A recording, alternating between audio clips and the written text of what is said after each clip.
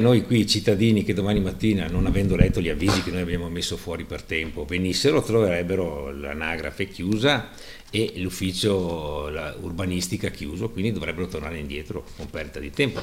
Il nuovo nato, se vedrà la luce in quel di Santa Lucia di Piave, non potrà essere registrato e ancora non si potrà protocollare un atto nell'omonimo ufficio né chiedere un appuntamento con il responsabile dell'ufficio demografico, il sindaco, indisponibile. Nelle prossime 24 ore l'intero municipio di Santa Lucia di Piave sarà chiuso per tutti, con una sola eccezione, il morto. E già, si legge così nei cartelli perché la protesta è contro la nuova legge anticorruzione firmata dal magistrato Raffaele Cantone, legge che prevede come il sindaco, ad esempio, possa essere segnalato come ipotetico colluso solo per il fatto che dopo aver indetto delle gare d'appalto per la città è stato visto prendere un caffè al bar con un imprenditore del posto o essersi fermato a fare due chiacchiere con lui. Io sindaco che faccio il programma delle opere che intendo fare devo autocertificarmi che non ci possa essere un sospetto, capite? Un sospetto di possibile conflitto di interessi con una ditta che io conosco per qualsiasi altro motivo, anche perché faccio il medico o per qualsiasi altro che vado a bere il cappuccino al bar,